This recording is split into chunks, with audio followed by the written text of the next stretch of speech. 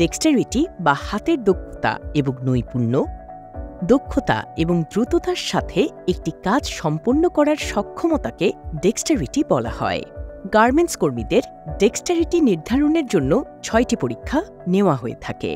প্রতিটি পরীক্ষা শেষে ট্রেইনার ট্রেড স্কেল অনুযায়ী গ্রেডিং করেন। প্রথমটি হল কালার ব্লাইন্ডনেস টেস্ট বা রং চেনার সক্ষমতা পরীক্ষা। এর জন্য একটি বই ব্যবহার করা হয়। বইটিতে কতগুলো রঙিন বৃত্তের মাঝে সংখ্যা লেখা থাকে। কর্মীকে বৃত্তের মাঝে লেখা সংখ্যাগুলো পড়তে হবে। তিনি যদি সঠিকভাবে সবগুলো সংখ্যা পড়তে পারেন তবে তার কোনো ধরনের কালার ব্লাইন্ডনেস নেই। গার্মেন্টসে কর্মীরা যেন সঠিক রঙের সুতা, সুতার গ্রেড ও কাপড় দিয়ে টার্গেট অনুযায়ী সেলাই করতে পারেন, তাই এই পরীক্ষাটি করা হয়। দ্বিতীয় পরীক্ষাটি হল ভিজুয়াল অ্যাকুরেসি। এই পরীক্ষায় একটি কাগজ দেয়া হয়। কাগজটির বাঁ পাশে 10টি বক্স আঁকা থাকে। প্রত্যেক বক্স থেকে একটি করে লাইন ডান পাশের 10টি বক্সে মিলেছে।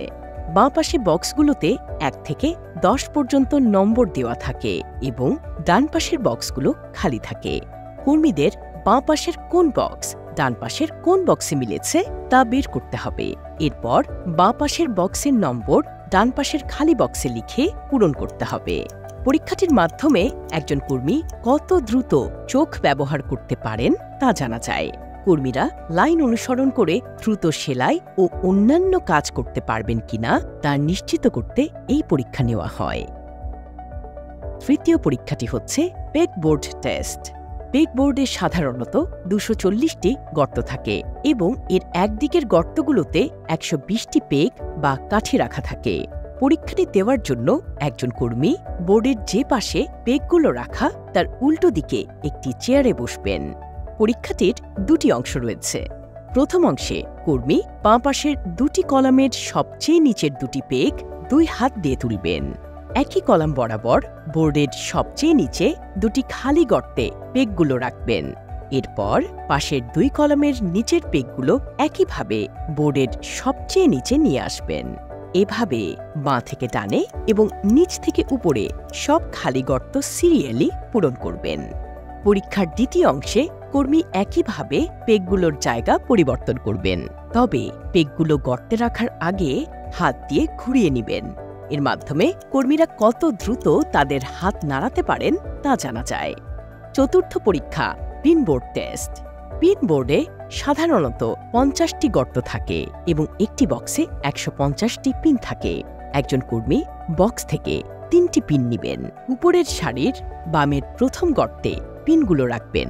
এরপর আরও 3টি পিন নেবেন এবং দ্বিতীয় গর্তে রাখবেন। এভাবে এক এক করে নিচের সারিগুলো পূরণ করবেন।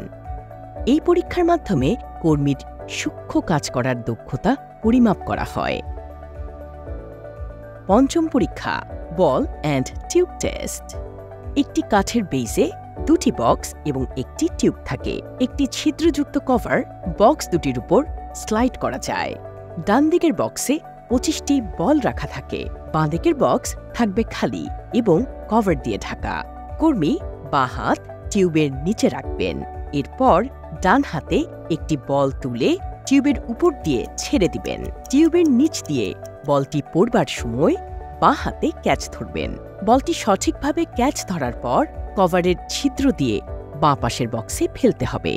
এভাবে সবগুলো বল এক এক করে বাঁ পাশের বক্সে নিয়ে আসবেন।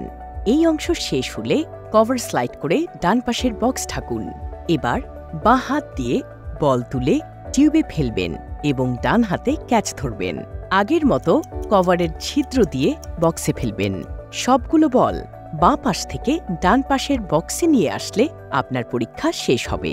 এই পরীক্ষায় হাতের মোশন কতটুকু সাবলীল তা বিচার করা হয়।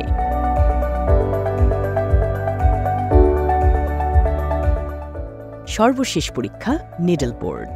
একটি কাঠের ফ্রেমে ঝুলন্ত অবস্থায় 6টি নিডল থাকে। কর্মী একটি সুতা নিয়ে বাম পাশ থেকে একটি একটি করে সুঁয়ে সুতা ভরবেন। এই পরীক্ষার মাধ্যমে সুঁয়ে সুতা ব্যবহার করার দক্ষতা যাচাই করা হয়। পরীক্ষাগুলোর মাধ্যমে গার্মেন্টস ফ্যাক্টরিতে কাজ করবার জন্য উপযোগী কর্মী বাছাই করা হয়। এছাড়াও দক্ষতা বৃদ্ধির জন্য এই টেস্টগুলো অনুশীলন করানো হয়।